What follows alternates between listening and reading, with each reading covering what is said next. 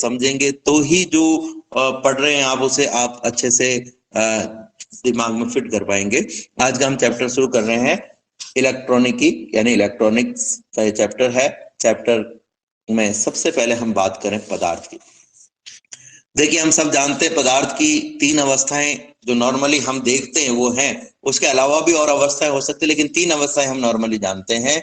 एक अवस्था है ठोस, दूसरी अवस्था है द्रव और तीसरी जो अवस्था है वो है गैस। क्योंकि हम यहाँ पर जिस बारे में चर्चा करने वाले हैं यानी कि अर्धचालक के बारे में, तो अर्धचालक में जिन पदार्थों की हम चर्चा करेंगे, जिनके गुणों की हम चर्चा करेंगे, वो ठोस पदार्थों की हम चर्चा करने वाले हैं, क्योंकि उनको हम उपयोग में लेते हैं इलेक्ट्रॉनिकी में। हालांकि इलेक्ट्रॉनिकी में या हम ये कहें कि करंट इलेक्ट्रिसिटी में, जैसे आपने देखा कि करंट इलेक्ट्रिसिटी में धारा विद्युत में धारा के बारे में जब हम पढ़ रहे थे, तो जो धारा है वो तार में से होकर इलेक्ट्रॉन के रूप में भी बह रही थी और एक सेल के जो विलयन है उस विलयन में आयनों के रूप में भी गति कर रही थी। लेकिन यहाँ पर जब हम चर्चा करेंगे तो हमारा मुख्य उद्देश्य जो है वो ठोस के बारे में चर्चा करना है, उसकी पोजीशंस के बारे में चर्चा करना है, उसकी चालकता के बारे में चर्चा करना है। इसलिए हमारा जो मुख्य उद्देश्य है वो अभी ठोस पर बात करना है। तो ठोस क्या है? पदार्थ की वो अवस्था है जिस अवस्था में पदार्थ का आयतन और आकृति दोनों ही निश्चित रहती है। आयतन और आकृति तब तक नहीं बदलती है जब तक कि इस पदार्थ की प्रकृति नहीं बदल जाए, जैसे ठोस से द्रव नहीं बन जाए या द्रव से ठोस नहीं बन जाए, या इस पर बल लगा करके और इसके 2 भाग या 3 भाग नहीं कर दिए जाए, तब तक इसकी आकृति नहीं बदलती है। लेकिन 2 या 3 भाग करने पर भी इसका आयतन नहीं बदलता। तो आयतन और आकृति जो है वो निश्चित रहती है, ये हमें यहाँ पर ध्यान रखना है। ऐसा पदार्थ जिसका ऐसी पदार्थ की ऐसी अवस्था जिसमें आयतन और आकृति नहीं बदलती है, निश्चित रहती है, उस अवस्था को हम ठोस अवस्था कहते हैं।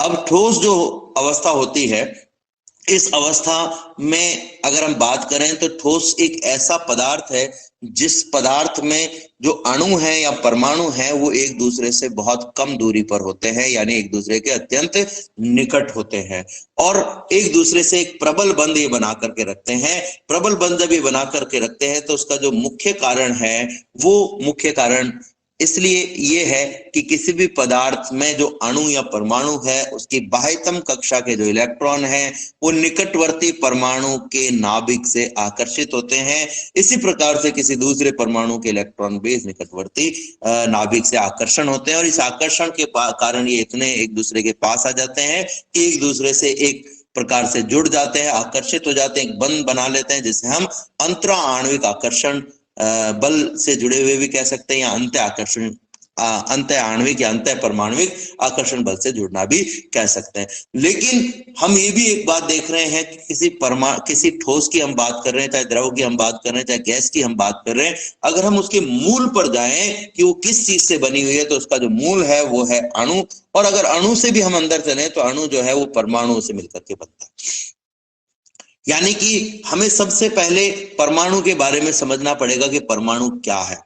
अब देखिए, किसी भी पदार्थ जो परमाणु होता है हम उसके बारे में पहले पढ़ चुके हैं, कक्षा 11 में आपने केमिस्ट्री में पढ़ा होगा, और आप बेसिकली भी जानते हो कि इसी परमाणु में जो नाभिक होता है उस नाभिक में न्यूट्रॉन और प्रोटॉन होते हैं और जो इलेक्ट्रॉन है वो इस नाभिक के चारों ओर वृत्ताकार कक्षाओं में चक्कर लगाते हैं। हालांकि नाभिक और इलेक्ट्रॉनों से मिलकर के बनने वाले परमाणु की संरचना के बारे में बहुत सारे सिद्धांत आपने पढ़े होंगे। डाल्टन का सिद्धांत है, थॉमसन का सिद्धांत है, रदरफोर्ड का सिद्धांत है, बोर का परमाणु प्रतिरूप है, सोमरफेल्ड का परमाणु प्रतिरूप है, और ये सारे परमाणु प्रतिरूप जो है वो परमाणु की संरचना को बताने में हमारी काफी हेल्प करते हैं कि परमाणु की संरचना क्या है। लेकिन इनमें से सबसे ज्यादा जो एक्सेप्टेबल मॉडल है परमाणु का वो ये है कि परमाणु में जो अधिकांश भाग है वो रिक्त है। परमाणु का जो अधिकांश द्रव्यमान और जो धनात्मक आवेश है वो परमाणु के एक सूक्ष्म भाग में केंद्रित है, जिसे हम नाभिक कहते हैं। इसलिए हम ये कहते हैं कि परमाणु में जो भारी कण है वो नाभिक में होने चाहिए। तो भारी कण कौन कौन है? इलेक्ट्रॉन, न्यूट्रॉन और प्रोटॉन में से अगर हम देखें तो इलेक्ट्रॉन का द्रव्यमान और न्यूट्रॉन और प्रोटॉनों के द्रव्यमान से लगभग 1000 गुना तक कम होता है, यानी कि भारी कण जो है वो न्यूट्रॉन और प्रोटॉन है। और बोर द्वारा रदरफोर्ड द्वारा दिए गए परमाणु प्रतिरूप में गाइगर मोल्सन के प्रयोग के आधार पर यह माना गया कि जो परमाणु का अधिकांश भाग और पॉजिटिव आवेश है वो परमाणु का अधिकांश द्रव्यमान और पॉजिटिव आवेश है वो एक छोटे से भाग में केंद्रित है जिसे हम नाभिक कहते हैं। इसके साथ साथ ही रदरफोर्ड, बोर और सोमरफेल्ड के तीनों ही परमाणु प्रतिरूपों में एक खास बात कही गई है कि जो इलेक्ट्रॉन है वो नाभिक के चारों ओर वृत्ताकार कक्षाओं में चक्कर लगाते हैं और वृत्ताकार कक्षाओं में चक्कर लगाते हुए इन इलेक्ट्रॉनों की संख्या पाउली के अपवर्तन के नियम के अनुसार प्रत्येक कक्षा में ज्ञात की जा सकती है। पाउली के अपवर्तन के नियम के अनुसार प्रत्येक कक्षा में इलेक्ट्रॉनों की संख्या 2n स्क्वायर से ज्ञात की जा सकती है। यदि हम पहली कक्षा में ज्ञात करना चाहते हैं तो यहाँ पर n का मान 1 रख दीजिए। n का मान 1 रखेंगे तो आपके पास में आ जाएगा 2 × 1 का स्क्वायर बराबर 2।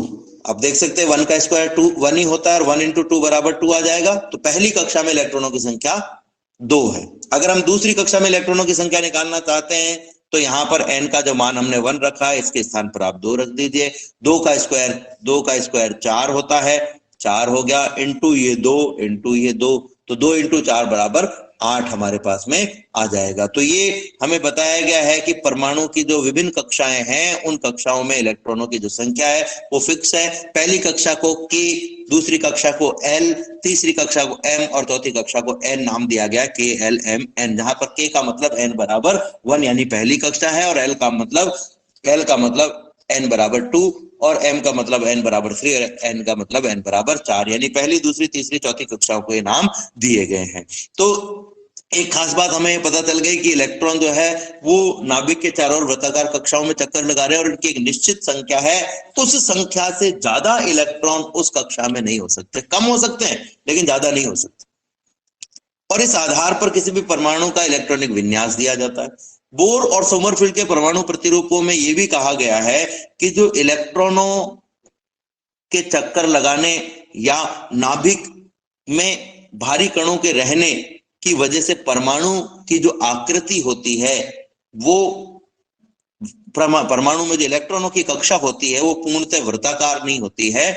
वो जो कक्षा है वो दीर्घ वृत्ताकार भी हो सकती है, दीर्घ वृत्ताकार कक्षा होती है। खैर हमें उस बात पर नहीं जाननी है, लेकिन हम जो यहाँ पर इंपॉर्टेंट बात करना चाहते हैं वो ये है कि प्रत्येक कक्षा में जो इलेक्ट्रॉनों की संख्या है वो निश्चित है, ठीक है। और इस आधार पर एक और उपकोशीय इलेक्ट्रॉनिक विन्यास प्रतिपादित किया गया जिसमें ये कहा गया कि ये जो कक्षाएं हैं इन कक्षाओं में जो उपकोष है उन्हें S, P, D और F का नाम दिया गया है, जिसमें ये कहा गया कि S में हमेशा 2 इलेक्ट्रॉन होंगे, P में हमेशा 6 इलेक्ट्रॉन होंगे, हमेशा 6 का मतलब यह है कि अधिकतम 6 हो सकते हैं। जो D है उसमें 10 इलेक्ट्रॉन होंगे और इसी प्रकार से F में 14 इलेक्ट्रॉन होंगे। ये जो है एक निश्चित संख्या है, इससे ज्यादा यहाँ पर इलेक्ट्रॉन नहीं हो सकता और इसके आधार पर किसी भी पदार्थ का इलेक्ट्रॉनिक विन्यास बताया गया। ये जो P कक्षा है इस P कक्षा को भी 3 भागों में बांटा गया है, जिसमें से एक भाग को हम PX, दूसरे भाग को हम PY और तीसरे भाग को हम PZ कह सकते हैं। इसका मतलब यह है कि P कक्षा के 6 इलेक्ट्रॉनों में से प्रत्येक इलेक्ट्रॉन की ऊर्जा बराबर नहीं है। कुछ इलेक्ट्रॉनों की ऊर्जाएं जो है वो ज्यादा है और कुछ की इलेक्ट्रॉनों की ऊर्जाएं कम है। ये जो उपकोष है इन उपकोषों ये जो SPDF है इनको ये माना गया है कि उपकोषों के रूप में मिलकर बने हुए, जैसे S में एक उपकोष है जिसमें 2 इलेक्ट्रॉन रह सकते हैं हमेशा विपरीत चक्रण के। P में 3 उपकोष है जिसमें 1, 2, 3 जिसे हमने PX, PY और PZ का नाम दिया है। प्रत्येक में 2 इलेक्ट्रॉन रह सकते हैं जो कि विपरीत चक्रण के होंगे। इसी प्रकार से D में 5 है, F में जो है वो 7 है और इनकी जो आकृति है वो डंबलाकार या द्विडंबलाकार या जटिल आकृति इनकी मानी गई है। खैर हमें आकृति पर नहीं जाना, हमारा जो मुख्य उद्देश्य है वो है किसी पदार्थ का इलेक्ट्रॉनिक विन्यास। अब इलेक्ट्रॉनिक विन्यास जो है वो ये बताता है कि किसी भी पदार्थ में जो इलेक्ट्रॉन है, किसी भी परमाणु में जो इलेक्ट्रॉन है वो पहले किन कक्षाओं में भरेंगे, और इसके लिए भी एक सिद्धांत दिया गया कि किसी भी पदार्थ में जो परमाणु है उसमें जो इलेक्ट्रॉन है वो पहले उन कक्षाओं में भरे जाते हैं जिनकी ऊर्जा कम होती है और जिनकी ऊर्जा ज्यादा होती है उनमें बाद में भरे जाते हैं।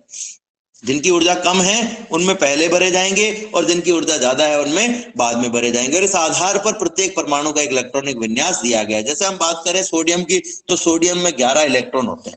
अब इस 11 इलेक्ट्रॉनों को किस प्रकार से हम बता सकते हैं? हम कहेंगे 1s2 यानी पहली कक्षा में केवल s स्तर है जिसमें 2 इलेक्ट्रॉन रहेंगे।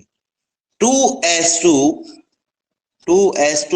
2p6 यानी दूसरी कक्षा में 2 स्तर होंगे, एक s और एक p होगा, जिसमें p में भी 3 उप स्तर होंगे। उन उप स्तरों में भी अलग अलग इलेक्ट्रॉन भरे जाएंगे। एक उप स्तर में 2 इलेक्ट्रॉन भरे जा सकते हैं। p के 3 उप स्तर हैं, यानी कि इसमें 6 इलेक्ट्रॉन भरे जा सकेंगे। या ये बताता है कि दूसरी कक्षा में s और p स्तर में टोटल 8 इलेक्ट्रॉन होते हैं, जिसमें s स्तर में 2 और p स्तर में 6, और p स्तर के भी 2 जो स्तर हैं, 3 स्तर जो हैं वो 3 उप स्तर इसमें है। प्रत्येक उप स्तर में 2 इलेक्ट्रॉन होते हैं और इन उप स्तरों को हम एनर्जी लेवल के रूप में जानते हैं। इसी प्रकार से 3s1 यानी कि तीसरी कक्षा के s स्तर में केवल 1 इलेक्ट्रॉन रह सकेगा, क्योंकि जो टोटल उपलब्ध इलेक्ट्रॉनों की संख्या है वो है 11। अब ये जो स्तर और उप स्तर हैं वो एक्चुअल में एक तरीके से इस परमाणु की कक्षा को भी बताते हैं। 1s का मतलब है पहली कक्षा, 2s और 2p का मतलब है सभी इलेक्ट्रॉन दूसरी कक्षाओं के, और जहां पर 3 आ रहा है ये तीसरी कक्षा के इलेक्ट्रॉन को, यानी कि सबसे बाह्य कक्षा के इलेक्ट्रॉनों को बताता है। ये एक प्रकार से किसी भी परमाणु में इलेक्ट्रॉनों की जो संख्या है बाह्य कक्षा में, आंतरिक कक्षा में, उसको भी व्यक्त करता है। अब देखिए ये भी एक चीज इसके साथ में कही गई कि किसी भी परमाणु में जो नाभिक के सबसे निकट वाली कक्षा होती है, उस निकट वाली कक्षा और में उपस्थित इलेक्ट्रॉन और नाभिक में उपस्थित प्रोटॉनों के कारण जो धनावेश है, उस धनावेश यानी हम कहें नाभिक और इलेक्ट्रॉन के मध्य का जो आकर्षण है वो आंतरिक कक्षाओं के इलेक्ट्रॉनों में ज्यादा होता है। और जैसे जैसे कक्षा बाहरी कक्षा बनती जाती है, यानी दूसरी कक्षा के इलेक्ट्रॉन होंगे उनमें आकर्षण और कम होगा, तीसरी कक्षा के इलेक्ट्रॉनों में आकर्षण और कम होगा, क्योंकि ये दूरी बढ़ रही है। ठीक है, लेकिन इसको एक और तरीके से हम समझ सकते हैं कि पहली कक्षा के इलेक्ट्रॉनों का मतलब उनकी एक निश्चित ऊर्जा है, दूसरी कक्षा के इलेक्ट्रॉनों का मतलब इनकी भी एक निश्चित ऊर्जा है, लेकिन पहली कक्षा के इलेक्ट्रॉनों से इनकी ऊर्जा थोड़ी सी अलग है। और तीसरी कक्षा के इलेक्ट्रॉनों का मतलब इनकी ऊर्जा भी एक निश्चित ऊर्जा है, लेकिन इनकी ऊर्जा है पहली और दूसरी कक्षा के इलेक्ट्रॉनों की ऊर्जा से बिल्कुल अलग है। जैसे मैं हाइड्रोजन की बात करता तो मैं हाइड्रोजन में हम जानते हैं कि पहली कक्षा की जो ऊर्जा होती है वो 13.6 इलेक्ट्रॉन वोल्ट होती है माइनस में, यानी पहली कक्षा में रहने वाले इलेक्ट्रॉनों की जो ऊर्जा है वो 13.6 इलेक्ट्रॉन वोल्ट के आसपास होगी, और जो दूसरी कक्षा के इलेक्ट्रॉन है उनकी जो ऊर्जा होगी वो 3.4 इलेक्ट्रॉन वोल्ट के पास में होती है। इसी प्रकार से तीसरी कक्षा 1.85 समथिंग, और इस चौथी कक्षा, इस प्रकार से सभी की जो ऊर्जा है वो अलग अलग। और इसके लिए परमाणु की संरचना अगर आपको चैप्टर पढ़ाया जाता है जो कि अभी सिलेबस में नहीं है, तो उसमें एक सूत्र आप देखोगे कि हाइड्रोजन की किसी भी कक्षा के इलेक्ट्रॉन, किसी भी कक्षा की जो ऊर्जा है उसको हम 13.6/n स्क्वायर, किसी भी ऊर्जा स्तर की ऊर्जा को इस प्रकार से हम इस सूत्र से ज्ञात कर सकते हैं, जहां पर n उसकी कक्षा का नंबर है। खैर, एक बात यहां से पता चल रही है कि अगर मैं इन ऊर्जाओं को ध्यान से देखूं तो 13.6 इलेक्ट्रॉन वोल्ट पहली कक्षा की ऊर्जा, 3.4 इलेक्ट्रॉन वोल्ट दूसरी कक्षा की ऊर्जा, 1.85 तीसरी कक्षा की ऊर्जा, और चौथी कक्षा की भी कोई ऊर्जा होगी।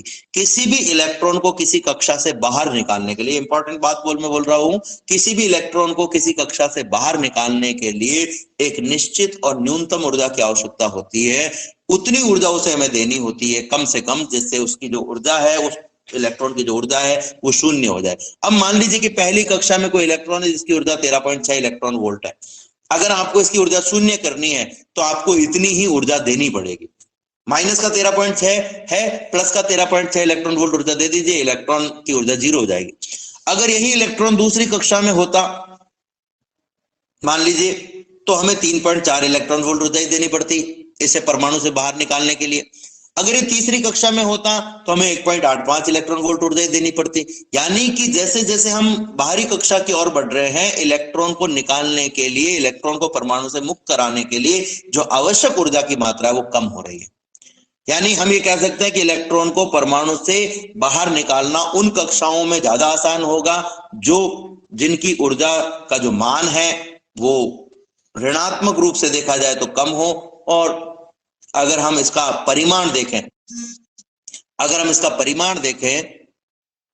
परिमाण की हम बात करें तो जो परिमाण है किसी भी इलेक्ट्रॉन, किसी भी ऊर्जा स्तर में ऊर्जा का, आंतरिक कक्षाओं में ऊर्जा का परिमाण की बात कर रहा हूं, परिमाण ज्यादा होता है, और अगर विदाउट परिमाण हम देखें तो आंतरिक कक्षाओं में इलेक्ट्रॉनों की ऊर्जा न्यूनतम होती है। इसलिए पहले आंतरिक कोश बढ़ते हैं, उसके बाद में बाह्य कोश। तो बाह्य कोश में इलेक्ट्रॉन की जो ऊर्जा होती है वो पहले से ही ज्यादा है, अब उसे आपको बाहर निकालना है तो उसे बहुत ज्यादा ऊर्जा देने की जरूरत नहीं पड़ेगी। जैसे मान लीजिए कि आपको एक पहाड़ी पे चढ़ने के लिए 50 जूल ऊर्जा आपके अंदर होनी चाहिए, अब आपके अंदर पहले से ही 40 जूल ऊर्जा हो तो आपको 10 जूल ऊर्जा ही हमें देनी पड़ेगी, लेकिन आपके अंदर पहले से 10 जूल ऊर्जा ही है मान लीजिए, तो अब हमें 40 जूल ऊर्जा देनी पड़ेगी। इसका मतलब यह है कि जिस ऊर्जा स्तर की ऊर्जा कम है उस ऊर्जा स्तर में उपस्थित इलेक्ट्रॉन को परमाणु से बाहर निकालने के लिए ज्यादा ऊर्जा देनी पड़ती है। यानी पहली कक्षा के इलेक्ट्रॉन को निकालने के लिए आपको ज्यादा ऊर्जा देनी पड़ रही है और तीसरी कक्षा के इलेक्ट्रॉन को निकालने के लिए कम ऊर्जा। तो एक तरीके से हम क्या कह सकते हैं कि जो पहली कक्षा का इलेक्ट्रॉन है उस पर आकर्षण ज्यादा होगा, शायद इस वजह से इलेक्ट्रॉन निकलने में दिक्कत आ रही। तो ये दोनों तरीके से हम समझ सकते हैं कि नाभिक के पास में इसलिए आकर्षण ज्यादा लग रहा है, या हम कहें कि इसको बाहर निकालने के लिए हमें ज्यादा ऊर्जा देनी पड़ रही है, इसलिए हम कह सकते हैं कि प्रबल बॉन्ड से, प्रबल बंध से, प्रबल आकर्षण बल से जुड़ा हुआ है। तो प्रबल आकर्षण बल से जुड़ा होने का मतलब एक प्रकार से ये भी है कि उस इलेक्ट्रॉन को बाहर निकालने के लिए, परमाणु से मुक्त कराने के लिए आपको अधिक ऊर्जा देनी पड़ेगी। ठीक है, तो हम ये कह सकते हैं कि परमाणु में दो तरह के इलेक्ट्रॉन हो गए। अब एक वो इलेक्ट्रॉन जो आंतरिक कक्षाओं में है। आंतरिक कक्षाओं के इलेक्ट्रॉनों की एक खास बात है। पहली खास बात तो ये कि ये कक्षाएं नाभिक के निकट होती है बाह्य कक्षाओं की तुलना में। ये कक्षाएं नाभिक के निकट होती है बाह्य कक्षाओं की तुलना में, इसलिए नाभिक के आकर्षण ज्यादा होता है। दूसरी बात कि आंतरिक कक्षाएं जब पूरी तरह से भर जाती हैं तो ही बाह्य कक्षा में इलेक्ट्रॉन उपस्थित होता है। तो आंतरिक कक्षाएं अगर पूरी तरह से भरी हुई होंगी तो उन इलेक्ट्रॉनों का स्थायित्व अधिक होता है, उन इलेक्ट्रॉनों का स्थायित्व अधिक होता है और उनको बाहर निकालना मुश्किल होता है।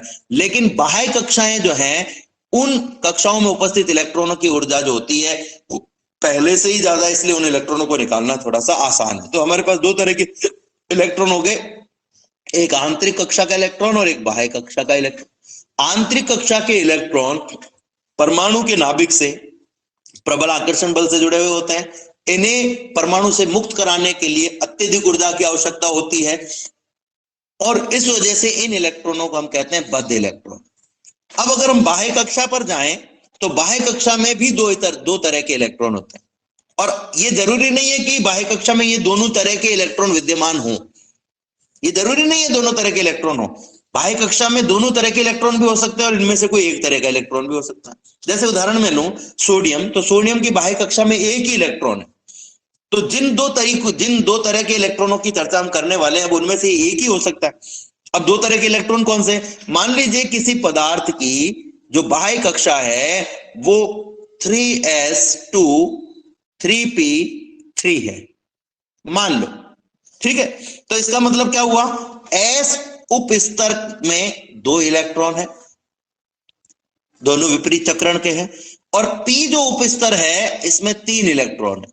अब ये 3 इलेक्ट्रॉन दो तरह से हो सकते हैं। एक तो ऐसा हो कि p के एक उप स्तर में 2 इलेक्ट्रॉन हो और एक उप स्तर में 1 इलेक्ट्रॉन हो, और या फिर यह भी हो सकता है कि p के तीनों उप स्तरों में एक इलेक्ट्रॉन हो, ठीक है, एक इलेक्ट्रॉन। अब आपने कभी ये सोचा कि किसी भी परमाणु के एक उप स्तर में 2 इलेक्ट्रॉन जो होते हैं वो हमेशा विपरीत चक्रण के क्यों होते हैं? क्या ऐसा कारण है कि विपरीत चक्रण के? एक चक्रण के होंगे तो क्या हो जाएगा? ऐसा क्या फर्क पड़ जाएगा भाई, एक चक्रण के होंगे तो? विपरीत चक्रण के रहना जरूरी क्यों है? तो देखिए, दुनिया में जितनी भी चीजें हैं, हम इसको ध्यान से समझेंगे, बहुत इंपॉर्टेंट बात है। दुनिया में जितनी भी चीजें हैं, चाहे वो सजीव हैं चाहे वो निर्जीव हैं, वो अपनी न्यूनतम ऊर्जा की अवस्था में रहना चाहते हैं। वो कहां पर रहना चाहते हैं? अपनी न्यूनतम ऊर्जा की अवस्था में रहना चाहते हैं। और न्यूनतम ऊर्जा की अवस्था में रहने के लिए ये जरूरी है कि वो कैसे भी करके अपनी ऊर्जा को कम करें। अब किसी भी परमाणु का जो इलेक्ट्रॉन है, चूंकि वो लगातार वृत्ताकार कक्षाओं में चक्कर लगाता है, इसलिए इनका एक कक्षीय चुंबकीय आघूर्ण होता है, और उस कक्षीय चुंबकीय आघूर्ण के कारण की एक चुंबकीय ऊर्जा भी होती है, ठीक है। अब अगर किसी एक कक्षा में 2 विपरीत चक्रण के इलेक्ट्रॉन हैं, इसका मतलब ये हुआ कि इन दोनों के कक्षीय चुंबकीय आघूर्ण एक दूसरे के विपरीत है, इसलिए ये एक दूसरे की चुंबकीय ऊर्जा को निरस्त कर देते हैं। यानी कि हम ये कह सकते हैं कि इन दोनों इलेक्ट्रॉनों के कारण इस परमाणु की जो चुंबक ऊर्जा होगी वो केवल विद्युत ऊर्जा के रूप में होगी, चुंबकीय ऊर्जा के रूप में नहीं होगी। ठीक है। और अगर ये किसी कक्षा में केवल एक ही चक्रण के हो जाते दोनों इलेक्ट्रॉन, तो दोनों के कक्षीय चुंबकीय आघूर्ण जुड़ जाते, और कक्षीय चुंबकीय आघूर्ण जुड़ जाने के कारण दोनों की जो चुंबकीय ऊर्जा है वो एक दूसरे को निरस्त नहीं कर पाती, और दोनों की चुंबकीय ऊर्जाएं भी जुड़ जाती, यानी चुंबकत्व का गुण भी जुड़ जाता, जिससे इनकी चुंबकीय ऊर्जा बढ़ जाती। यानी हम ये कह सकते हैं कि इन इलेक्ट्रॉनों की ऊर्जा बढ़ जाती, और जैसे इन इलेक्ट्रॉनों की ऊर्जा बढ़ती तो इनका जो स्थायित्व है वो कम हो जाता। तो ये अपने स्थायित्व को बनाने के लिए युग्म का निर्माण करते हैं। और युग्म में भी कैसा निर्माण करते हैं? विपरीत चक्रण के इलेक्ट्रॉनों के साथ में युग्म बनाते हैं।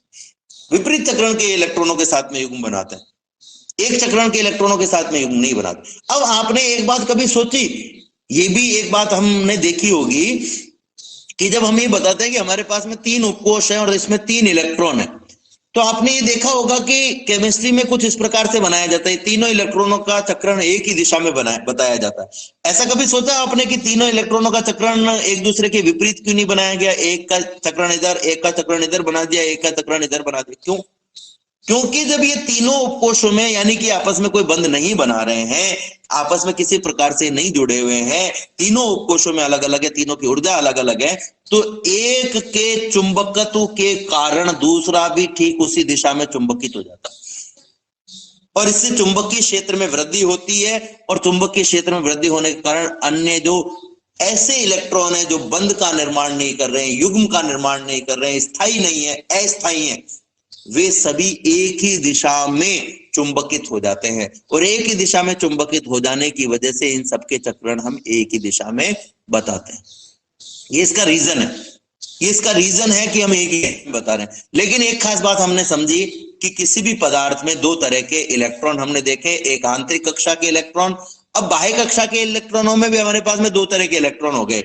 एक वे इलेक्ट्रॉन जो किसी उपकोष में विपरीत चक्रण के इलेक्ट्रॉनों के साथ में एक युग्म का निर्माण कर रहे हैं, और एक वे इलेक्ट्रॉन जो अकेले हैं। जो युग्म में है उन इलेक्ट्रॉनों का स्थायित्व इन इलेक्ट्रॉनों की तुलना में जो सिंगल है ज्यादा होता है, क्योंकि हमने क्या कहा कि भाई इस इलेक्ट्रॉन में 2 तरह की ऊर्जा है, एक चुंबकीय ऊर्जा भी है चुंबकत्व के गुण के कारण, और एक विद्युत ऊर्जा भी है विद्युत गुण के कारण। जबकि ये जो इलेक्ट्रॉन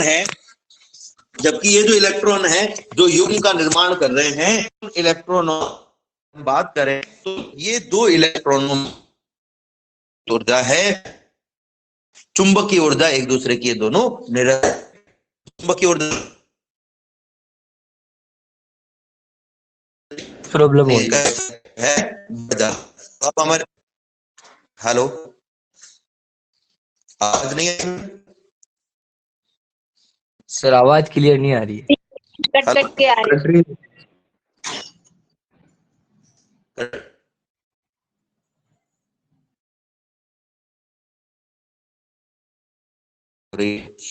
एक मिनट चालू रखें आप।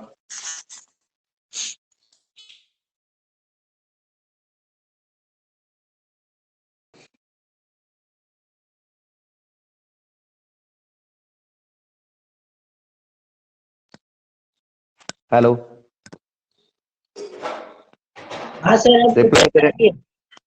ठीक है, तो बाह्य कक्षा में भी हमारे पास में जो इलेक्ट्रॉन है वो 2 तरह के इलेक्ट्रॉन है। एक इलेक्ट्रॉन वे हैं जो सिंगल है, एक इलेक्ट्रॉन वो है जो विपरीत चक्रण के दूसरे इलेक्ट्रॉन के साथ में युग्म का निर्माण कर रहे हैं। तो ये जो सिंगल इलेक्ट्रॉन है इनकी ऊर्जा पहले से ज्यादा है, ठीक है, और पहले से ज्यादा होने की वजह से इनको बाहर निकालने के लिए हमें कम ऊर्जा देनी पड़ेगी।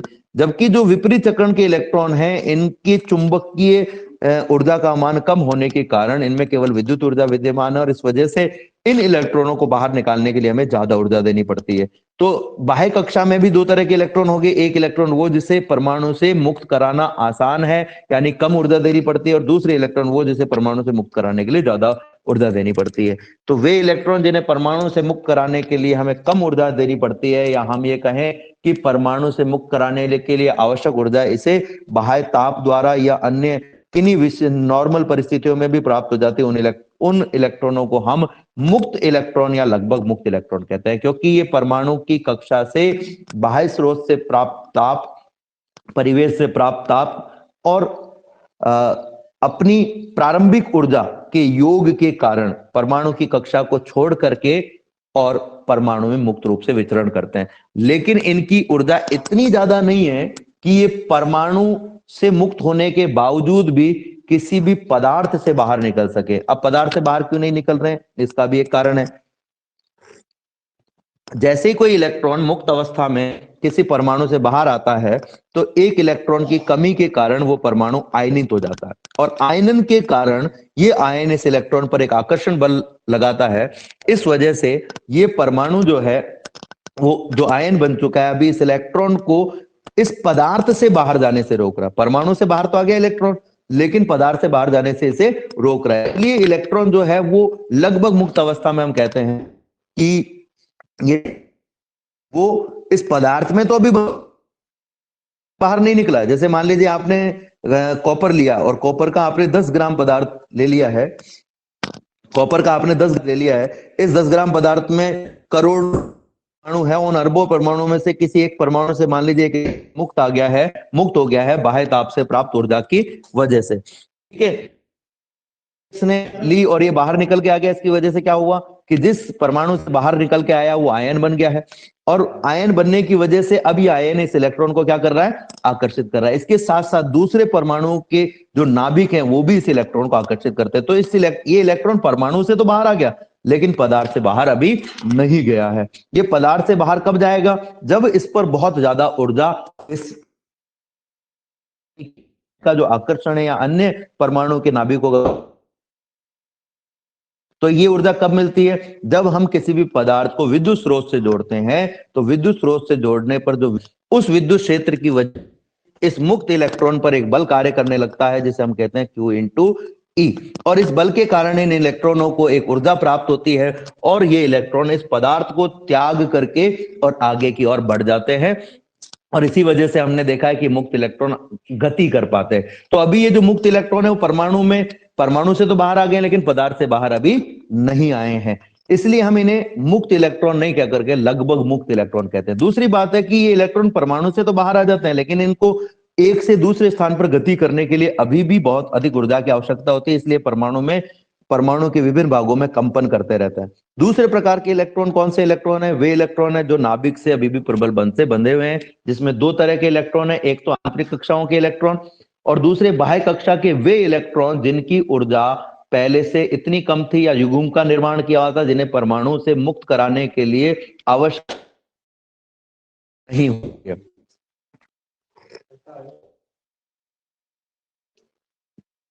किसी भी पदार्थ में ये जो मुक्त इलेक्ट्रॉन है इनकी जो संख्या है ये इस बात पर निर्भर करेगी कि या किसी पदार्थ में जो परमाणु है उसमें ऐसे इलेक्ट्रॉनों की संख्या कितनी है या ऐसे परमाणुओं की संख्या कितनी है जिनसे मुक्त इलेक्ट्रॉन हमें प्राप्त हो सकते हैं, जिनसे मुक्त इलेक्ट्रॉन हमें आसानी से प्राप्त हो सकते हैं। तो वे पदार्थ जिनमें मुक्त इलेक्ट्रॉनों की संख्या अत्यधिक होती है उनमें विद्युत धारा का चालन करने के लिए जब इन्हें विद्युत स्रोत से जोड़ा जाता है तो मुक्त इलेक्ट्रॉन अधिक होने के कारण उन मुक्त इलेक्ट्रॉनों पर विद्युत क्षेत्र के कारण बल कार्य करता है, जिसका मान हमने क्या कहा, इंटू ई। इन इलेक्ट्रॉनों पर बल कार्य करेगा तो ये गति करेंगे, और गति करने की वजह क्या होगा बच्चों, जब ये गति करेंगे तो विद्युत धारा का प्रवाह होगा। लेकिन प्रवाह होने के लिए हमें क्या चाहिए, मुक्त इलेक्ट्रॉन चाहिए। यानी कि ऐसे पदार्थ जिनसे हमें मुक्त इलेक्ट्रॉन ज्यादा प्राप्त हो रहे हैं उन पदार्थों को विद्युत स्रोत से जोड़ने पर इनमें विद्युत धारा का प्रवाह आसानी से हो जाता है, यानी ज्यादा मात्रा में होता है। अब कुछ ऐसे पदार्थ भी हो सकते हैं जिनमें मुक्त इलेक्ट्रॉन कम प्राप्त हो रहे हैं। मुक्त इलेक्ट्रॉन कम प्राप्त हो रहे हैं तो जब आप विद्युत स्रोत लगाओगे तब उन मुक्त इलेक्ट्रॉनों पर जो बल लगेगा बल तो उतना ही लगेगा, लेकिन इनकी संख्या कम होने की वजह से जब विद्युत धारा का प्रवाह होगा तो कम होगा, और विद्युत धारा का प्रवाह जब कम होगा तो ऐसी स्थिति में हम ये कहेंगे कि ये ऐसे पदार्थ हैं जिनमें विद्युत धारा का प्रवाह आसानी से नहीं होता है। ऐसे पदार्थों को हम कहते हैं कुचालक पदार्थ। हम ये कह सकते हैं एक प्रकार से कि ये वे पदार्थ हैं जो किसी भी पदार्थ में जो इलेक्ट्रॉनों को प्रवाहित होने से रोक रहे हैं। और रोक क्यों रहे हैं? क्योंकि यहां पर मुक्त इलेक्ट्रॉनों की संख्या कम है, बद्ध इलेक्ट्रॉनों की संख्या ज्यादा है। अब इनमें से कुछ पदार्थ ऐसे भी होते हैं जो एक विशिष्ट ताप पर, जिनमें मुक्त इलेक्ट्रॉनों की संख्या कम होती है, लेकिन जैसे जैसे ताप बढ़ाते हैं इनमें मुक्त इलेक्ट्रॉनों की संख्या बहुत अधिक बढ़ने लग जाती है। ऐसे पदार्थों को हम कहते हैं अर्धचालक पदार्थ। तो 3 तरह के पदार्थ हमने देखे मुक्त इलेक्ट्रॉनों की संख्या के आधार पर, चालक, कुचालक और अर्धचालक। ठीक है, जिनमें आसानी से विद्युत धारा का चालन हो रहा है, डेफिनेटली उन पदार्थों की जो चालकता है वो ज्यादा होगी और प्रतिरोधकता कम होगी। और वे पदार्थ जिनमें मुक्त इलेक्ट्रॉनों की संख्या कम है, उनमें विद्युत धारा का चालन आसानी से नहीं होगा, उनकी चालकता कम होगी और प्रतिरोधकता ज्यादा होगी। ऐसे पदार्थों को हम कहेंगे कुचालक पदार्थ। और तीसरे प्रकार के जो पदार्थ हैं जो एक विशिष्ट स्थिति में कम विद्युत धारा का चालन करते हैं, जबकि एक दूसरी विशिष्ट स्थिति में विद्युत धारा का चालन अधिक करते हैं, ऐसे पदार्थों को हम कहते हैं अर्धचालक पदार्थ। अब इनके क्रिया विधि को समझने के लिए हमें एक और चीज समझनी पड़ेगी, वो है बैंड सिद्धांत। तो अभी हम समझेंगे बच्चों बैंडों का बढ़ना और बैंड सिद्धांत। देखिए, हम सब जानते हैं किसी भी पदार्थ में जो परमाणुओं की संख्या होती है, वो परमाणु की संख्या, ऐसा तो है नहीं कि पूरे पदार्थ में एक ही परमाणु, एक ही इलेक्ट्रॉन मिलेगा। उस पदार्थ में परमाणुओं की संख्या बहुत अधिक होती है, इतनी अधिक होती है। और ठोसों में परमाणु जो है वो एक दूसरे के निकट भी होते हैं।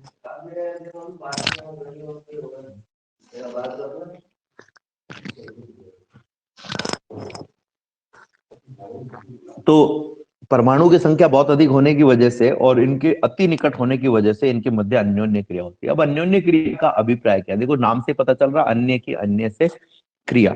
ऐसी क्रिया, ये ऐसी क्रिया है जिसमें किसी एक पदार्थ द्वारा दूसरे पदार्थ पर इस प्रकार से प्रभाव डाला जाता है कि उस दूसरे पदार्थ की या दूसरे अणु की या दूसरे परमाणु की से जो आबंध बनता है, उस आबंध के कारण इसकी संरचना में कोई परिवर्तन नहीं होता, लेकिन बाह्य गुण जैसे बल, ऊर्जा, वेग, कंपन या स्थितिज ऊर्जा में परिवर्तन हो जाता है। तो हम एक प्रकार से क्या कह रहे हैं कि जब दो परमाणु जुड़ रहे हैं, इनके मध्य कोई अन्योन्य क्रिया हो रही है, तो अन्योन्य क्रिया से क्या होगा? इनके इलेक्ट्रॉनों की जो ऊर्जा है, इनके इलेक्ट्रॉनों पर लगने वाला जो बल है, उनकी गतिज ऊर्जा, कंपन ऊर्जा, स्थितिज ऊर्जा में परिवर्तन होगा, लेकिन उस परमाणु के दूसरे परमाणु से संयोग के कारण पदार्थ में कोई परिवर्तन नहीं होगा।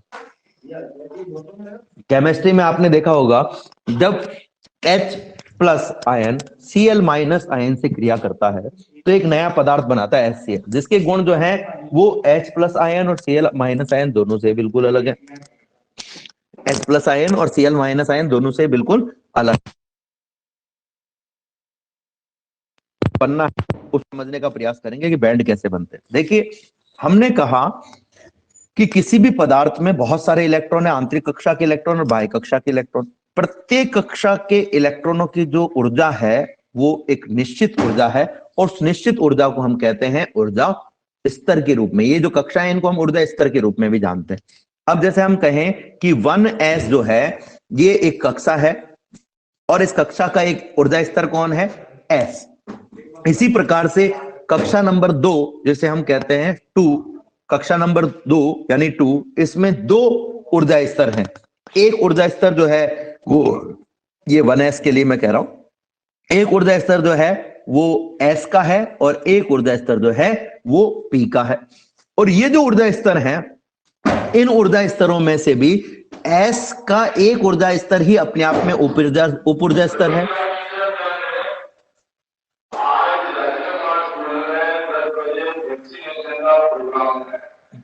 आपकी कक्षा में जिन छात्रों का टीकाकरण नहीं हुआ है, उन छात्रों को आप अभी फोन करें और 10 बजे विद्यालय में बुलाएं। जिन बच्चों का बेटा टीकाकरण नहीं हुआ है वो 10 बजे विद्यालय में मोबाइल फोन और आधार कार्ड लेकर आ सकते हैं और टीका लगवा सकते हैं। तो आप और आपके साथियों में अगर किसी को ये नहीं पता है तो आप ये जानकारी उन्हें दे देंगे। खैर, आगे हम चलते हैं।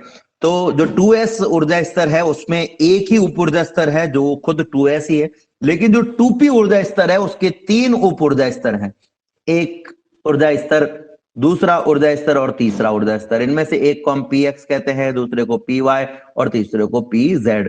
और जो प्रत्येक ऊर्जा स्तर है उसमें जो उप ऊर्जा स्तर है उसमें 2 इलेक्ट्रॉन रह सकते हैं। तो जैसे 1s में 2 रह सकते हैं, 2s में 2 रह सकते हैं, और 2p के जो उप ऊर्जा स्तर है उनमें भी 2-2 इलेक्ट्रॉन रह सकते हैं, ये 2-2 इलेक्ट्रॉन। इसी प्रकार से जो d है उसके 5 उप ऊर्जा स्तर हैं। तो अगर मैं केवल बाह्यतम कक्षा की बात करूं, बाह्यतम कक्षा की बात मैं क्यों कर रहा हूं, क्योंकि जब भी परमाणु एक दूसरे के निकट आएंगे और परमाणु निकट आने पर एक परमाणु का नाभिक दूसरे परमाणु के इलेक्ट्रॉनों को आकर्षित करेगा, दूसरे परमाणु का नाभिक पहले परमाणु के इलेक्ट्रॉनों को आकर्षित करेगा, दोनों नाभिकों के मध्य प्रतिकर्षण होगा, दोनों इलेक्ट्रॉनों के मध्य प्रतिकर्षण होगा। तो इस आकर्षण और प्रतिकर्षण के कारण जो इलेक्ट्रॉन है उस इलेक्ट्रॉनों की ऊर्जा भी प्रभावित होती है, और इसमें सबसे ज्यादा जो प्रभाव पड़ता है वो बाह्यतम कक्षा के इलेक्ट्रॉनों की ऊर्जा पर पड़ता है। और ये जो परमाणु है ये जब एक दूसरे के निकट आते हैं तो एक दूसरे से जुड़ जाते हैं, एक दूसरे के साथ में एक प्रबल आकर्षण बंध बना लेते हैं। अब होता क्या है इसको हमको ध्यान से समझना है। मैं केवल बाह्य कोश की बात करूंगा, आंतरिक कोश जो है वो इस संयुग्मन में भाग नहीं लेते हैं। उसका रीजन क्या है, उसका रीजन ये है कि संयुग्मन में आंतरिक कक्षा जो है वो पूरी तरह से भरी हुई होती है, और पूरी तरह से भरी हुई होने के कारण उनका स्थायित्व तो सर्वाधिक होता है। अब जैसे मैं मान लीजिए मैं बात करता हूं सोडियम की, तो सोडियम की जो बाह्य कक्षा है उसमें कितने इलेक्ट्रॉन है, 3s1, इसमें एक इलेक्ट्रॉन है, 3s1 में एक इलेक्ट्रॉन है। तो ये एक सोडियम परमाणु है जिसकी 3s1 कक्षा में एक इलेक्ट्रॉन है, और ये दूसरा सोडियम परमाणु है जिसकी 3s1 कक्षा में एक इलेक्ट्रॉन है। ये एक सोडियम परमाणु है बच्चों, और ये एक दूसरा सोडियम परमाणु है। अब होगा क्या, जब सोडियम के 2 परमाणु एक दूसरे के निकट आते हैं, जब इसका निर्माण हो रहा होगा, सोडियम पदार्थ का निर्माण हो रहा होगा, तब एक परमाणु का तो निर्माण नहीं हुआ होगा। सोडियम का जो एक, आपने मान लीजिए 1 ग्राम सोडियम ले लिया, तो 1 ग्राम सोडियम में एक अणु या एक परमाणु तो नहीं है, उसमें सोडियम के कई सारे परमाणु हो सकते हैं। तो वो परमाणु जब एक दूसरे के निकट आए होंगे, उन्होंने जब ठोस सोडियम का निर्माण किया होगा, तो उस समय ये जो सोडियम के 2 परमाणु हैं ये भी एक दूसरे के निकट आए होंगे। जब ये दोनों परमाणु एक दूसरे के निकट आते हैं तो एक परमाणु के जो बाह्यतम कक्षा का इलेक्ट्रॉन है उस पर दूसरे परमाणु के नाभिकीय आकर्षण और दूसरे परमाणु के इलेक्ट्रॉन, बाह्यतम कक्षा के इलेक्ट्रॉनों के प्रतिकर्षण के कारण इस इलेक्ट्रॉन की जो ऊर्जा है वो परिवर्तित होती है। इस इलेक्ट्रॉन की ऊर्जा क्या होती है, परिवर्तित होती है। ठीक इसी प्रकार से जब पहले परमाणु का नाभिक दूसरे परमाणु के इलेक्ट्रॉन को आकर्षित करता है, या पहले परमाणु की बाह्यतम कक्षा के इलेक्ट्रॉन दूसरे परमाणु के इस इलेक्ट्रॉन को प्रतिकर्षित करते हैं, तो इस आकर्षण और प्रतिकर्षण के कारण भी इस इलेक्ट्रॉन की, बाह्यतम कक्षा के इलेक्ट्रॉन की जो ऊर्जा है उसमें परिवर्तन होता है। ठीक है, अभी दोनों परमाणुओं की जब इन्होंने बंध नहीं बनाया है तो दोनों इलेक्ट्रॉनों की जो ऊर्जा है, जो ऊर्जा स्तर की ऊर्जा है वो समान है। ठीक है, अब ऊर्जा स्तर का मतलब क्या है, ऊर्जा स्तर का मतलब है जब मैं कह रहा हूं कि 13.6 इलेक्ट्रॉन वोल्ट ऊर्जा का ऊर्जा स्तर है, इसका मतलब इतनी ऊर्जा के इलेक्ट्रॉन है। तो इस ऊर्जा स्तर का मतलब क्या है कि इस ऊर्जा का इलेक्ट्रॉन यहां पर उपलब्ध है। ठीक है, दोनों ऊर्जाएं समान है।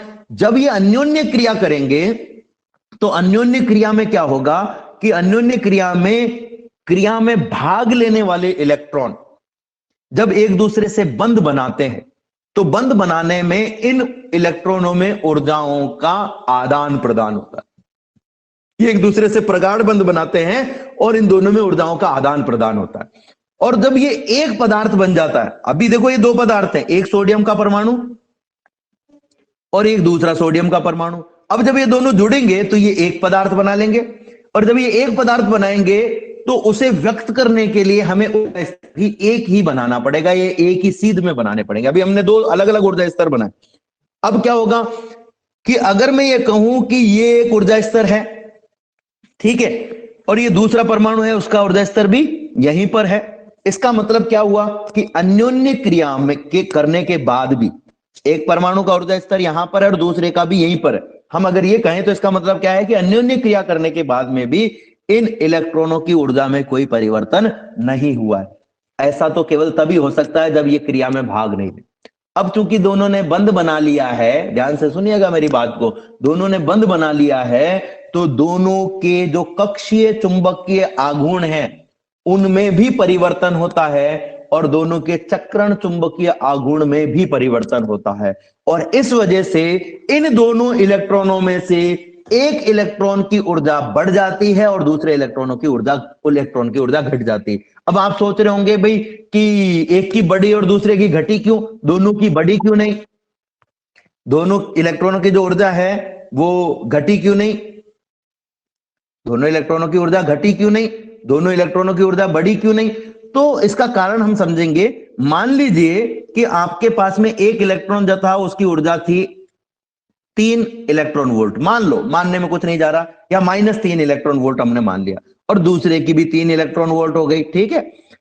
अगर मैं ये कहूं कि दोनों की ऊर्जा बढ़ गई, सपोज दोनों की ऊर्जा बढ़ गई, इसकी ऊर्जा 3.1 इलेक्ट्रॉन वोल्ट हो गई और इसकी भी जो है वो 3.1 इलेक्ट्रॉन वोल्ट हो गई, तो अब जो कुल ऊर्जा है वो हो गई है, पहले थी 3 और 3 माइनस का 6 इलेक्ट्रॉन वोल्ट, और अब कुल ऊर्जा हो गई है माइनस का 6.2 इलेक्ट्रॉन वोल्ट, यानी ऊर्जा संरक्षण का सिद्धांत जो है वो यहां पर फेल हो जाए, ठीक है। और अगर मैं कहूं कि दोनों की ऊर्जा घट गई है, तो एक की ऊर्जा 2.8 और दूसरे की भी 2.8, तो टोटल ऊर्जा हो जाएगी 5.6, यानी अब भी ऊर्जा संरक्षण सिद्धांत फेल हो गया।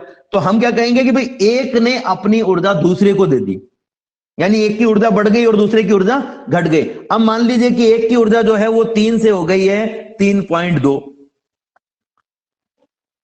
और दूसरे की जो ऊर्जा है वो 3 से हो गई है 3.2 हो गई एक की, और एक की हो गई 2.8, ठीक है। यानी एक की ऊर्जा तो बढ़ गई और दूसरे की ऊर्जा घट गई। अब जब इन दोनों की ऊर्जा 3-3 थी तो हम इन दोनों को बराबर ऊंचाई, बराबर सीध में बना रहे थे, लेकिन अब एक की ऊर्जा बढ़ गई और दूसरे की ऊर्जा घट गई, तो हम क्या कहेंगे, हम कहेंगे कि एक का ऊर्जा स्तर जो है वो थोड़ा सा ऊपर शिफ्ट हो गया है और दूसरे का ऊर्जा स्तर नीचे शिफ्ट हो गया। मूल ऊर्जा स्तर जो था वो 3 इलेक्ट्रॉन वोल्ट पे था, और दूसरे एक का ऊर्जा स्तर ऊपर शिफ्ट होने का मतलब एक की ऊर्जा बढ़ गई, दूसरे का ऊर्जा स्तर नीचे शिफ्ट होने का मतलब एक की ऊर्जा बढ़ गई, सॉरी, ये ऊर्जा बढ़ गई, और दूसरे का ऊर्जा स्तर नीचे शिफ्ट होने का मतलब दूसरे की ऊर्जा जो है वो घट गई है। तो एक की ऊर्जा घट गई और दूसरे की ऊर्जा बढ़ गई है। एक की ऊर्जा बढ़ने और एक की ऊर्जा घटने के कारण हम क्या कहते हैं कि अब जो दोनों इलेक्ट्रॉन है उनके जो ऊर्जा स्तर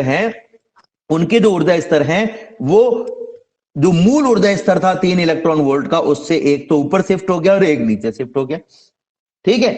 अब यहां पर दो बातें निकल करके आ रही है। एक बात तो ये कि हमने इन दोनों को एक सीध में क्यों बनाया, अब क्योंकि पहले ये Na और Na दो अलग अलग परमाणु थे, अब इन दोनों ने मिलकर के एक आबंध बना लिया है, इसलिए एक पदार्थ की भांति, एक अणु की भांति व्यवहार कर रहे हैं, और इस वजह से हम इन दोनों ऊर्जा स्तरों को अब अलग अलग नहीं बना करके एक ऊर्जा स्तर को मूल ऊर्जा स्तर जो बीच में हम डैश डैश से बता रहे हैं उससे ऊपर, और दूसरा ऊर्जा स्तर जो है वो उससे नीचे।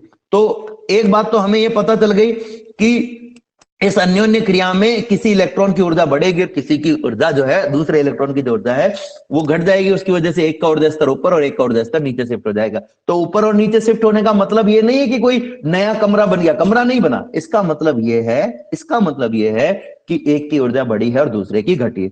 दूसरी बात जो हमारे समझ में आई है वो ये है कि अगर दो परमाणु थे तो दो ऊर्जा स्तरों का निर्माण हुआ है, अगर 10 परमाणु काम भाग लेंगे तो 10 ऊर्जा स्तरों का निर्माण होगा। अब मान लीजिए 3 इलेक्ट्रॉन वोल्ट ऊर्जा मूल ऊर्जा थी, ठीक है। तो जब ऊर्जा में वृद्धि होती है और कमी होती है, वृद्धि की वजह से एक ऊर्जा स्तर ऊपर बन जाता है, एक ऊर्जा स्तर कमी की वजह से नीचे बन रहा है, मतलब एक में वृद्धि हो गई दूसरे में कमी हो गई। जितनी वृद्धि हुई हमने उसको दिखाने के लिए क्या किया, उतना ही ऊपर ऊर्जा स्तर बना दिया। अब ऊर्जा स्तर जब बना रहे हैं तो ये हम क्या कह रहे हैं, एक प्रकार से ऊर्जा बढ़ रही, पर ये जो ऊर्जा बढ़ती है इसका एक निश्चित मान होता है, उससे ज्यादा नहीं बढ़ सकती। मतलब मैं कहूं कि एक की ऊर्जा 0.2 बढ़ गई, एक की 17 इलेक्ट्रॉन वोल्ट ऊर्जा बढ़ गई, नहीं। इस अन्योन्य क्रिया में किसी भी इलेक्ट्रॉन की ऊर्जा एक निश्चित मान से ज्यादा ना तो घट सकती है ना ही निश्चित मान से ज्यादा बढ़ सकती है। क्यों नहीं घट सकती, क्यों नहीं बढ़ सकती, तो उसका भी रीजन समझना। मान लीजिए कि दूसरी कक्षा के इलेक्ट्रॉन की मैं बात करता हूं, ठीक है। दूसरी कक्षा की, देखो ऊपर बनाने का मतलब ऊर्जा अधिक और नीचे बढ़ाने का मतलब ऊर्जा कम है। दूसरी कक्षा की जो अधिकतम ऊर्जा है वो है मान लीजिए 2 इलेक्ट्रॉन वोल्ट, और तीसरी कक्षा की ऊर्जा जो थी वो 3 इलेक्ट्रॉन वोल्ट थी। अगर तीसरी कक्षा के इलेक्ट्रॉन आपस में बंध बनाते हैं जिससे इलेक्ट्रॉनों में से एक की ऊर्जा बढ़ती है और दूसरे की घटती है, तो ये ऊर्जा घट करके कम से कम कितनी हो सकती है, 2 से ज्यादा रहनी चाहिए। अगर ये 2 से कम हो गई तो ये इलेक्ट्रॉन कहां चला जाएगा, तीसरी कक्षा में नहीं रहने की बजाय ये दूसरी कक्षा में चला जाएगा, दूसरी कक्षा में शिफ्ट हो जाएगा, और इन दोनों कक्षाओं के बीच में कोई गैप नहीं रहेगा। यानी तीसरी कक्षा का इलेक्ट्रॉन आसानी से दूसरी में भी जा सकता है और दूसरी का तीसरी में, पर ऐसा संभव नहीं है। इसलिए हम क्या कहेंगे कि तीसरी कक्षा का जो सोडियम का इलेक्ट्रॉन है उसकी ऊर्जा एक निश्चित मान से ज्यादा ना तो घट सकती है ना तो बढ़ सकती, ठीक है।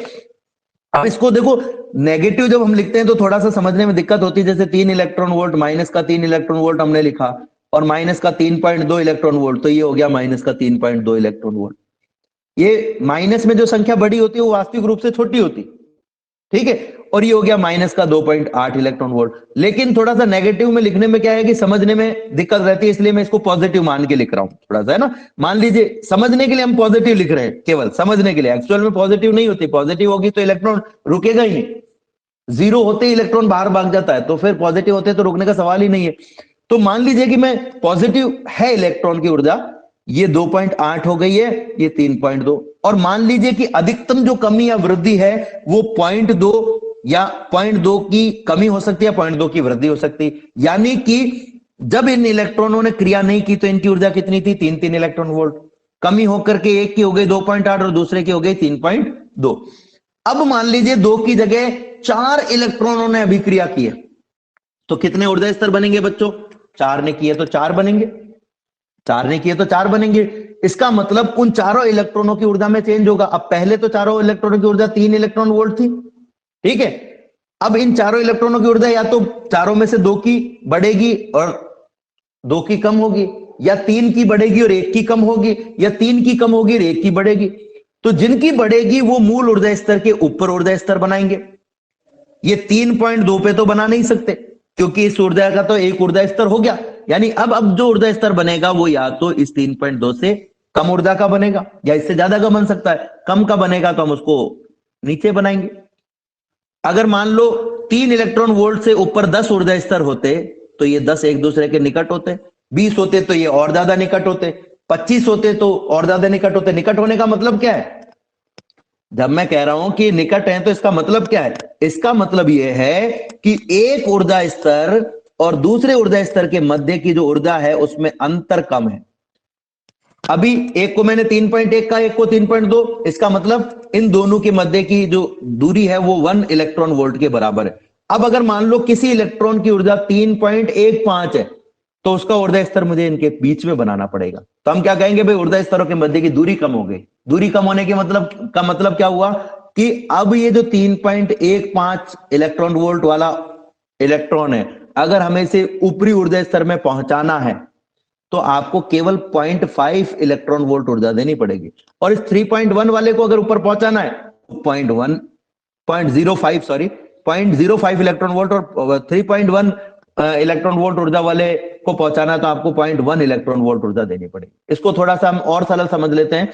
इसको मैं पॉइंटों में नहीं गिन करके, और अगर संख्यात्मक मान में लूं, एक का ऊर्जा स्तर 3 है, एक का ऊर्जा स्तर की ऊर्जा 4 है, अगर बीच में एक 3.5 का बन जाए तो हम कहेंगे इस इलेक्ट्रॉन को पहुंचाने के लिए केवल 0.5 इलेक्ट्रॉन वोल्ट ऊर्जा देनी पड़ेगी। लेकिन इस इलेक्ट्रॉन को ऊपर पहुंचाने के लिए आपको 1 इलेक्ट्रॉन वोल्ट यानी इस इलेक्ट्रॉन से जस्ट डबल ऊर्जा देनी पड़ेगी। तो जब ये अन्योन्य क्रिया करेंगे तो जितने परमाणु होंगे उतने ऊर्जा स्तर बन जाएंगे, ठीक है। एक बार फिर से अपन इसको समझ लेते हैं। मान लीजिए कि एक परमाणु है सोडियम का या कोई भी पदार्थ का जिसके ऊर्जा स्तर में 1 इलेक्ट्रॉन है, 2 इलेक्ट्रॉन, 10 इलेक्ट्रॉन, कितने हमें नहीं पता, उसकी ऊर्जा 3 इलेक्ट्रॉन वोल्ट है, 5 इलेक्ट्रॉन वोल्ट है, कुछ भी मान लो, दूसरे परमाणु की भी उतनी ही है। इसका मतलब इस ऊर्जा स्तर के अंदर जो इलेक्ट्रॉन है उसकी ऊर्जा 5 इलेक्ट्रॉन वोल्ट है। अगर मैं इसको 5 इलेक्ट्रॉन वोल्ट कह रहा हूं तो इसका मतलब ये जो इलेक्ट्रॉन है इसकी ऊर्जा 5 इलेक्ट्रॉन वोल्ट है। जब ये आपस में अन्योन्य क्रिया करते हैं तो अन्योन्य क्रिया में इनके ऊपर एक दूसरे द्वारा लगाए गए प्रतिकर्षण बल, एक परमाणु के नाभिक द्वारा दूसरे परमाणु के इलेक्ट्रॉन पर लगाए गए आकर्षण बल, दूसरे परमाणु के नाभिक द्वारा पहले परमाणु के नाभिक पर इलेक्ट्रॉन पर लगाए गए आकर्षण बल, और अन्योन्य क्रिया के पश्चात इनके कक्षीय चुंबकीय आघूर्ण और चक्रण चुंबकीय आघूर्ण में परिवर्तन की वजह से इन इलेक्ट्रॉनों की जो ऊर्जा है वो बदल जाती। अभी इन दोनों की ऊर्जा कितनी है? 5-5 इलेक्ट्रॉन वोल्ट ऊर्जा है। दोनों अलग अलग है, इसलिए ऊर्जा स्तर भी हमने अलग अलग बनाए। जब ये दोनों बॉन्ड बना लेंगे तो इन दोनों के ऊर्जा स्तर आपको एक सीध में बनाने पड़ेंगे, यानी कि एक का यहां बना रहा हूं तो दूसरे का भी या तो इसके ऊपर बने या इसी जगह बने या इसके ऊपर बने या नीचे बने, अलग अलग नहीं दिखाएंगे हम इसे, एक जगह दिखाने का मतलब क्या है? अब ये एक पदार्थ की भांति व्यवहार कर रहा है, अभी ये दो पदार्थों की भांति व्यवहार कर रहे हैं, दो अलग अलग परमाणु की भांति व्यवहार कर रहे हैं, और जब एक ही सीध में बनाएंगे तो इसका मतलब ये दोनों आपस में जुड़ चुके हैं, सिर्फ इसका मतलब ये है। तो इस अभिक्रिया में क्या होता है बच्चों कि ये एक ऊर्जा स्तर था, ये दूसरा ऊर्जा स्तर था, दोनों ने क्रिया की, इस वजह से क्या हुआ? क्रिया की वजह से एक इलेक्ट्रॉन की ऊर्जा तो बढ़ गई, जिसकी ऊर्जा बढ़ गई उसने ऊपर ऊर्जा स्तर बना लिया, और जिसकी ऊर्जा जो है कम हो गई उसने नीचे ऊर्जा स्तर बना लिया। अब एक्चुअल में बना तो कैसे है कि पहले इसका ऊर्जा स्तर ये था, इस इलेक्ट्रॉन का ऊर्जा स्तर यानी ऊर्जा मान लीजिए कि 5 इलेक्ट्रॉन वोल्ट थी, और अब इसकी ऊर्जा कम होकर के 4 इलेक्ट्रॉन वोल्ट हो गई है, तो इसने नीचे ऊर्जा स्तर बना लिया। कहां बना लिया? इसने नीचे बना लिया। और ये इलेक्ट्रॉन जिसकी ऊर्जा 5 इलेक्ट्रॉन वोल्ट थी, इसकी ऊर्जा बढ़ गई और बढ़कर के इसकी ऊर्जा 6 इलेक्ट्रॉन वोल्ट हो गई, तो इसने ऊपर ऊर्जा स्तर बना लिया। तो हमने एक को तो नीचे बना दिया और दूसरे को कहां बना दिया? ऊपर। इसका मतलब एक की ऊर्जा में वृद्धि हो गई और दूसरे की में कमी हो गई। दो परमाणुओं ने क्रिया की तो दो ऊर्जा स्तर बने, अगर 3 करते तो 3 बनते, 3 ऊर्जा स्तर बनते तो कोई यहां होता, यहां नहीं होता तो यहां होता, 4 करते तो 4 बनते, 5 करते तो 5 बनते, 6 करते तो 6 बनते, 7 करते तो 7 बनते।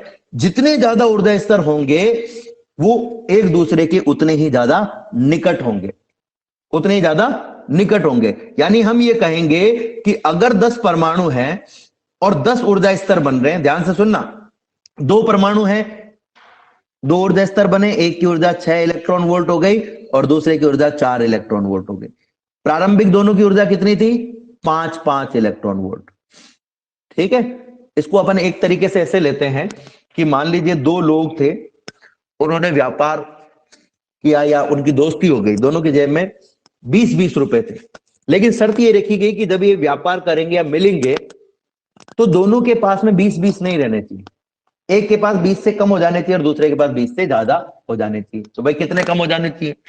तो इसमें एक शर्त ये रखी गई कि 20 से ज्यादा अगर बढ़े तो 10 बढ़ने चाहिए और कम से कम घटे तो 10 घटने चाहिए। यानी कि जब ये क्रिया करेंगे आपस में तो एक के पास में अगर बढ़ जाते तो ज्यादा से ज्यादा कितने हो सकते हैं? 30 हो सकते हैं, और दूसरे के पास में कम से कम कितने हो सकते हैं? 10 हो सकते हैं। अब ये फिक्स कर दिया कि भाई इससे ज्यादा नहीं बढ़ सकते। क्यों नहीं बढ़ सकते? क्योंकि अगर इससे ज्यादा बढ़ गए तो उन्हें किसी दूसरे के साथ में दोस्ती करनी पड़ेगी, यानी इसकी ऊर्जा अगर और ज्यादा घट गई तो ये दूसरे ऊर्जा स्तर में चला जाएगा। ठीक है, मतलब निम्न ऊर्जा स्तर में चला जाएगा और ज्यादा निम्न में। अब अगर मान लो 3 परमाणु अन्योन्य क्रिया करें तो 3 इलेक्ट्रॉनों की ऊर्जा चेंज होगी, इसकी भी 5 थी। हमने क्या कहा कि ऊर्जा में 1 इलेक्ट्रॉन वोल्ट ज्यादा की वृद्धि नहीं हो सकती, तो इनमें से एक की ऊर्जा बढ़कर के 5 से बढ़कर के 6 हो गई। अब मान लो इसकी भी ऊर्जा बढ़ती है, ये 3 इलेक्ट्रॉन है, पहले और तीसरे की ऊर्जा बढ़ रही है और दूसरे की ऊर्जा घट रही है, तो दूसरे की तो घट करके 4 इलेक्ट्रॉन वोल्ट हो गई, तीसरे की बढ़कर के 6 इलेक्ट्रॉन वोल्ट हो गई। पहले की अगर बढ़ती है और हमने फिक्स कर दिया है 1 इलेक्ट्रॉन वोल्ट से ज्यादा का परिवर्तन नहीं आना चाहिए, 1 इलेक्ट्रॉन वोल्ट से ज्यादा का परिवर्तन नहीं आना चाहिए। इसका मतलब क्या होगा? इसका मतलब यह होगा कि ये जो इलेक्ट्रॉन है, इस इलेक्ट्रॉन की जो ऊर्जा है बच्चों, वो 1 इलेक्ट्रॉन वोल्ट से ज्यादा नहीं बढ़ सकती, मतलब 6 तो नहीं हो सकती, क्योंकि 6 इलेक्ट्रॉन वोल्ट का तो एक ऊर्जा स्तर बन गया है। तो कितनी हो सकती है? 5.9 हो सकती है, 5.8 हो सकती है, 5.7 हो सकती है। ठीक है, जैसे 2 लोगों ने दोस्ती की, दोनों के पास 20-20 रुपए थे और अन्योन्य क्रिया की वजह से दोनों ने पैसों को मिलाकर के जब बंटवारा किया तो एक के पास 30 हो गए, एक के पास में 10। अब अगर तीसरा आता है और वो भी अपने 20 रुपए रखता है और उस अन्योन्य क्रिया में जो 20-20-20 3 लोगों के 60 रुपए हो गए हैं, ठीक है, 60 रुपए हो गए, तो इस 60 का हमें इस प्रकार से परिवर्तन करना पड़ेगा कि तीनों के पास में सेम नहीं होने चाहिए। तो हमने क्या कहा कि भाई एक की ऊर्जा बढ़कर के 6 इलेक्ट्रॉन वोल्ट हो गई, यानी अब ये जो पहला इलेक्ट्रॉन है इसकी ऊर्जा अगर बढ़ेगी तो 6 नहीं हो सकती और घटेगी तो 4 नहीं हो सकती, बढ़ेगी तो 6 से कम होनी चाहिए और घटेगी तो 4 से ज्यादा होनी चाहिए। तो अगर इसकी ऊर्जा बढ़ेगी तो हम कहेंगे भाई 5.9 हो सकती है, 5.9 होगी तो इसका ऊर्जा स्तर हमें कहां बनाना पड़ेगा? इस 6 वाले के जस्ट नीचे बनाना पड़ेगा। ठीक है, अब अगर ये 4 इलेक्ट्रॉन होते तो हमें 4 ऊर्जा स्तर बनाने पड़ते हैं। इस मूल ऊर्जा स्तर के ऊपर और नीचे मिलाकर के टोटल 4, 5 होते तो 5, 6 होते तो 6, अगर 6 होंगे तो 6 ऊर्जा स्तर बनेंगे, 7 होंगे तो 7 ऊर्जा स्तर बनेंगे, 10 होंगे तो 10 ऊर्जा स्तर। यानी जितने ज्यादा ऊर्जा स्तर होंगे उतने ही ये एक दूसरे के निकट होंगे, एक दूसरे के निकट होंगे। चूंकि किसी पदार्थ में जो परमाणुओं की संख्या होती है वो अधिक होती है, मान लीजिए कि किसी एक पदार्थ में 100, अब ध्यान से सुनना, अब मेन बात आएगी, 100 इलेक्ट्रॉन थे। कितने इलेक्ट्रॉन थे? 100। एक इलेक्ट्रॉन की जो न्यूनतम, इन सभी 100 इलेक्ट्रॉनों की ऊर्जा थी 5 इलेक्ट्रॉन वोल्ट। हमने कह दिया भाई 100 जब अन्योन्य क्रिया करो तो इन 100 में से 4 से कम नहीं होनी चाहिए किसी की भी ऊर्जा, और 6 से ज्यादा नहीं होनी चाहिए।